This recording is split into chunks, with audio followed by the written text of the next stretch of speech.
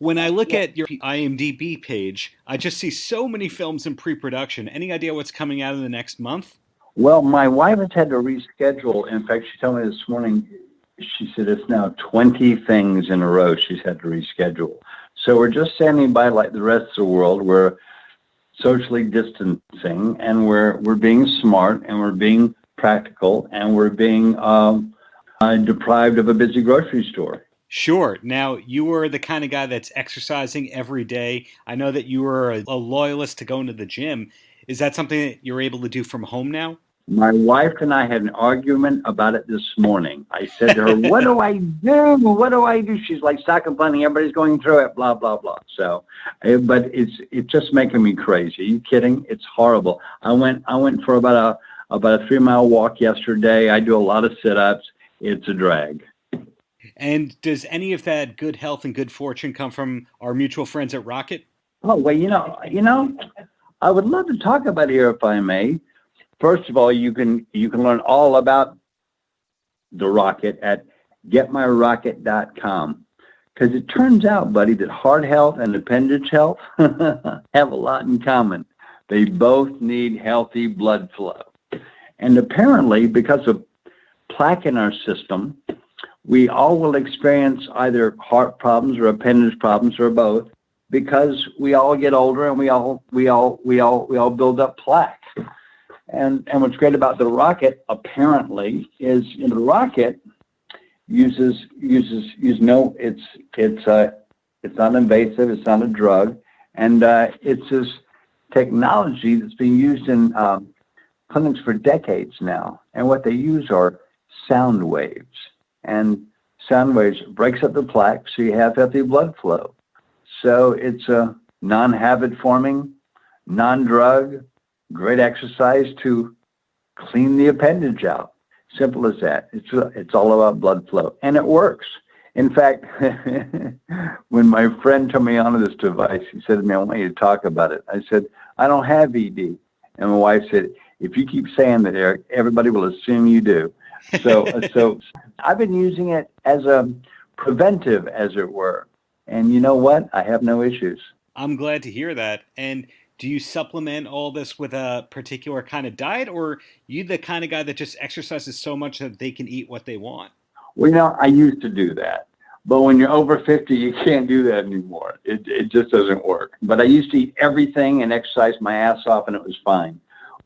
But now you can't do that. And also, my wife reminds me that we wouldn't have this virus right now if people would stop eating animal. So we have to all take a lesson, and we have to all work at going vegan. Now, I love white protein, your chicken, fish, blah, blah, blah. But every time I put something on my plate that ever breathed, my wife makes me feel like a murderer. So I'm slowly becoming vegan through my wife's need to protect wildlife. And speaking of your wife, something that you and I both have in common is that we both work with our wife as part of our full-time income. Any tips that you can pass along for making it work? I love you for this question.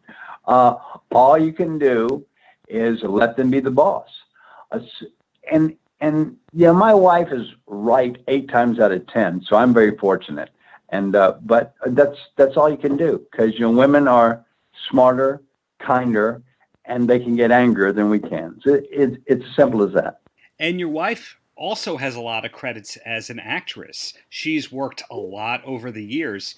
When was it that she decided that she was going to manage or really take over the business part of your career? Was that early into your relationship? It was early in. Yeah, I suppose it was. Yeah, it was interesting. I got a call from an agent's assistant one time who said, they've been turning on a lot of your stuff without ever telling you. I said, can you get me a list of this stuff? She said, yeah. And when I looked at the list, I was very disappointed. There was lots of stuff that I would have done.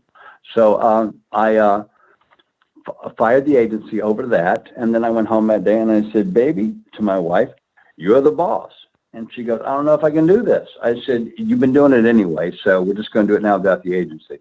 And We've seen the world since then for free. We have great fun. We have a great time, and we kind of roll with the punches we kind of roll with the punches when the industry changed and they took our medium away. They took film, and they gave us HD and these little cameras, and we just roll with the punches, and it was great fun. And I'm very lucky. They allow me to work, pal. You had told me in our other interview that your wife is who hinted that HD was coming and that you're going to be working a lot more instead of just making 1 or 2 movies a year. And one of the big movies that you did that I love is The Expendables. Is there a story or two that you can share from that set? Because you did work with a lot of interesting people, not just Stallone, but a lot of wrestlers and MMA people too. Well, making that movie was like boys camp. And every morning we're all in the gym from 5 to 6 together, and then we're on set by 7:30. And one morning we're in the gym, and Sly Stallone is on the incline bench, I don't know, doing something like 400 pounds. At the time, I think Sly was 65 years old, but he was ripped to shreds, and he's doing a great deal of weight on his chest, and suddenly he screams, and the weights hit the floor, and he rolls off the bench, and his whole chest goes black from internal bleeding. He popped one of his pecs off the bone on his chest. Now, I don't know if that's honestly medically what happened, but this is the impression I get by looking at the damage. Now, in the movie, it was supposed to say Expendables on his chest, right, with a bunch of our names and what Sure. have you, a bunch of the Expendables names. I wasn't expendable; I was the bad guy. But if you watch that movie again, note that you never see Sly's chest without a shirt. You only see his back without a shirt, and it says Expendables on his back because they had to change everything after he blew his chest out. You worked closely with Stone Cold Steve Austin on that movie? He became one of my best buddies on the planet. I love that man. I love his wife, too. Wow. And if the wives are friends, that means you're allowed to be friends too? Is that how it works? Well, it helps. Yeah, the wives got to get along, dude. And they do. So it's a pleasure.